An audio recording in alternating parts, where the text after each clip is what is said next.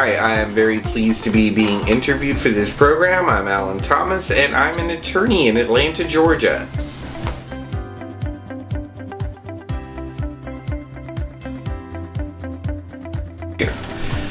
Well, I graduated from law school in 2010.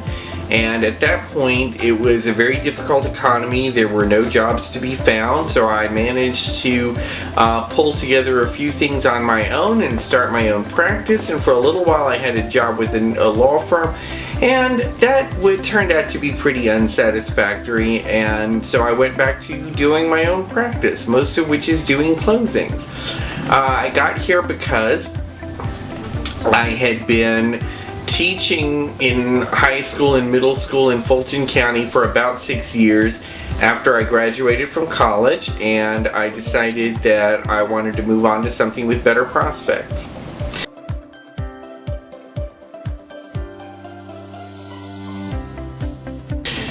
You know, I was very lucky, and I went to Georgia State College of Law, and they've got an amazing faculty. They've got an amazing alumni base in Atlanta, which keeps growing. I think when I started there, that was their 25th year of law school. So I've known several very good people who were leaders and mentors there, but my main inspiration has always been Margaret Thatcher, who was a chemist and then went on to be a barrister, and then of course went on to be Prime Minister of England. So for, I think, the longest serving Prime Minister of the entire 20th century.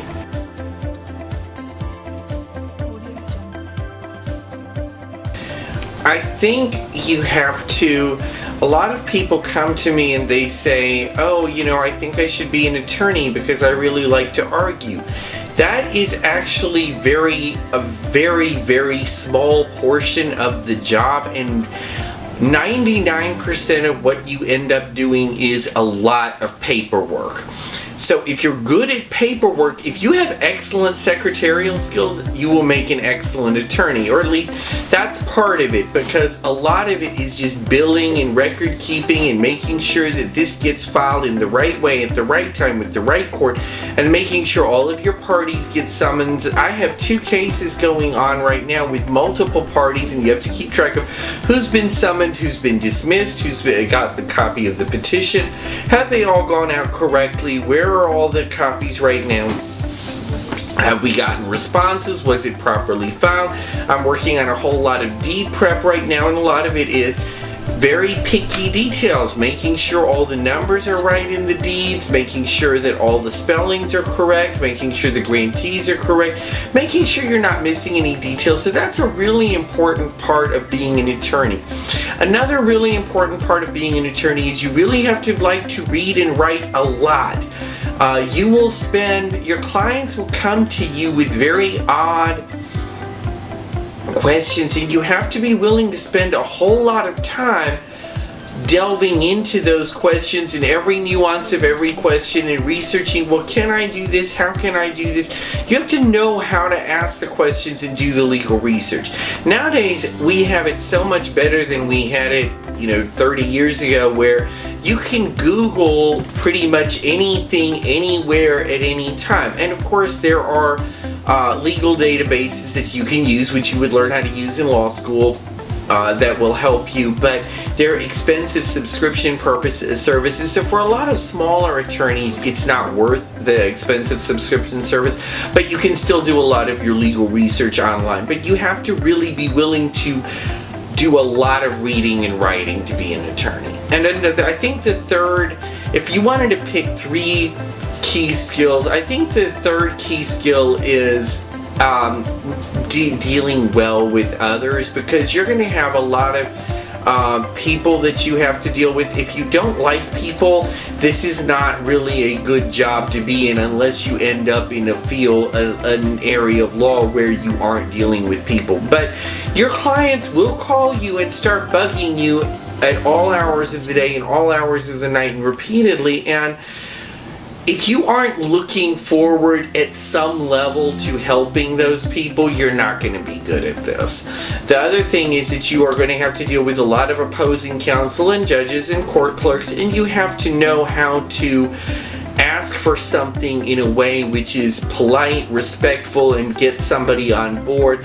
I just had a case in which I managed to get a $35,000 settlement for one of my clients because the opposing counsel wasn't willing to grant this and got very sort of snippy in his letter, and I wrote back in very lawyerly terms about, I'm very surprised at the tone and content of your letter, and he immediately backed down, and we were able to come to a very successful settlement, I think, for both of our clients. So you have to really be like people in order to do this job well.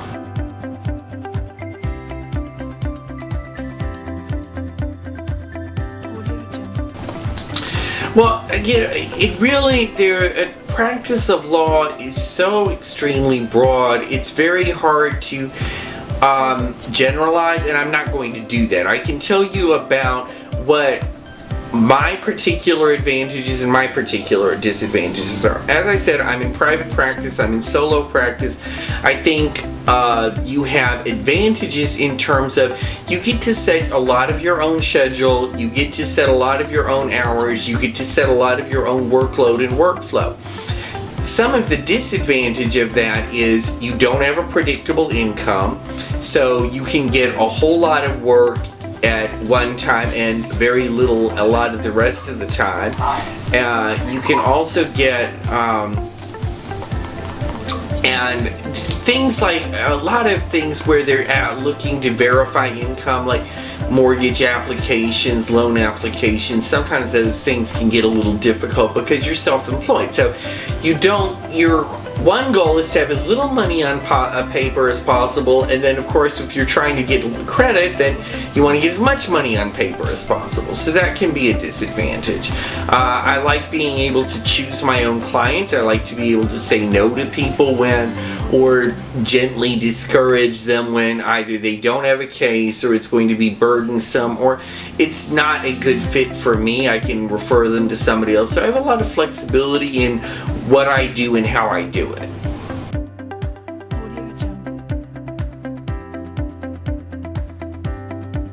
I will tell anybody this who is interested in doing this. If you already have a good and stable career, it is probably not worth changing. This is not a bucket list sort of thing. I've had a couple of LSAT students come to me and they say, well, this is something that I've just always wanted to do. Well, why? What are your life goals beyond, well, I just really want to do this? I mean, I can certainly understand the idea of, well, I need to prove something to myself about I'm smart or I'm capable.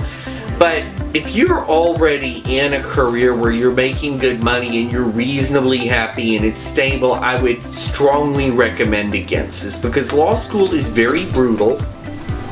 The prospect for lawyers, the job prospects vary significantly with the law school that you go to and the state of the economy once you graduate. So if you hit a bad recession like we did in 2010, you're not finding a job. Unless you're top 1% or you graduated from one of the top 10% of law schools, and you're in the top 1% from one of the top 10%, you're not finding a job. You're going to be grinding it out for something like 80 hours a week at a very low pay. Most lawyers do not make the kind of money that most people think they do. There are plenty of people who do make over six figures, but there are plenty of people who do not. So be realistic about what your job prospects are. Talk to a lot of people, and law school is absolutely brutal. You can't work while you're in law school or you'll flunk out. Just the process to get into law school and take the LSAT is generally enough of a deterrent for people who are not really serious end up stopping well before they get to the point of actually getting in. But I had a couple of people who showed up for the first day of class and then skedaddled, never to be seen again. And the problem with that is you've taken somebody else's place who they only let in maybe 1 out of every 10 applicants in the school, in the class that I was admitted into in 2007. For Georgia State, it was a very highly competitive environment. So if you aren't taking it seriously, or you're not doing it for really serious career reasons, it's not going to be a good fit. I did it because I was absolutely done with the profession that I had been in, and I had done what I needed to do, and it was time to move on, and there was absolutely no way I would have been able to continue. So this was a very good choice for me, but it has definitely been a struggle. There were a couple of years when I had first graduated that it was pretty touch and go. My first job, I had to drive all the way to Columbia, South Carolina to do document review, which is a very painful sort of job, and but that was the only thing that was available at the time. And gradually, bit by bit, by scratching and clawing, I'm still scratching and clawing my way forward, but it's not been easy, but it has been worth it for me. I can't say that for everybody. I think the best thing about being an independent attorney is it has given me enough time to pursue some of my hobbies and other career interests. There are people who pursue law just for the passion of law, and there are people who pursue law for helping people or for other ends, and it keeps some other career things on the back burner at the same time. So one of the things that I've been able to do is expand into doing some real estate investment, which I wouldn't have been able to do if I hadn't gone to law school. It wouldn't have provided me the wherewithal. The other things that I have doing is I have some creative projects that I'm working on. I'm working on a couple of books that I'd like to get turned into television shows or movies, or even successful books would be nice. I think your next step is to get in touch with some attorneys that you know in your area. If you're in Atlanta, or even if you're not in Atlanta, I'll always be happy to speak with you. The best way to get in touch with me is to email me. My email is thomasallans@gmail.com. That's THOMASALAN, S as in Sam, @gmail.com.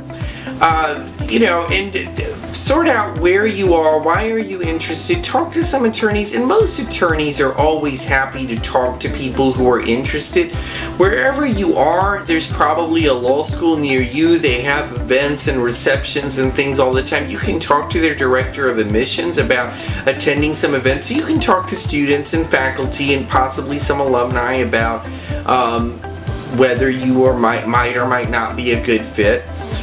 If you have determined that this is something that you really want to do, look at some law schools in either your area or outside your area. Think about what your total cost is going to be. Even if a law school has a higher initial price tag, they may be offering you some scholarships that would make up for that. Definitely what you pay for a law school is going to affect your satisfaction as an attorney overall. If you're making $80,000 a year and you have $120,000 total in student loans, you can pay those off very reasonably within your lifetime and still enjoy a pretty decent lifestyle depending on where you came from. If you're making $80,000 a year and you have $300,000 in student loan debt, that's going to be a real problem in terms of what kind of lifestyle and how comfortable you can be after law school. So think about what your cost is going to be. Think about some scholarships. Think about where you want to go. Think about what your overall fit is for that law school. Is the student body like you in terms of demographics, income? How old are they? I was a second career person. A lot of people who go to Georgia State are people in their second and third careers. So we were more comfortable with people who were generally more serious than some of the very young folks who were just coming out of college. So it was a good fit. Demographically, they were a good fit. They were all pretty much people who were on their own and trying to make it. That was why I really went with Georgia State. The next thing that you're going to need to do is prepare for the LSAT. It took me about 6 months of 8 straight 8-hour days really to do well enough to be comfortable with it. I was able to raise my score from a 150 to a 174, which is from 50th percentile to 94th percentile or something like that. So I was a pretty good guaranteed shoe-in by the time I had done that. It was definitely worth the time. It was definitely worth the trouble. It was a lot of time and trouble.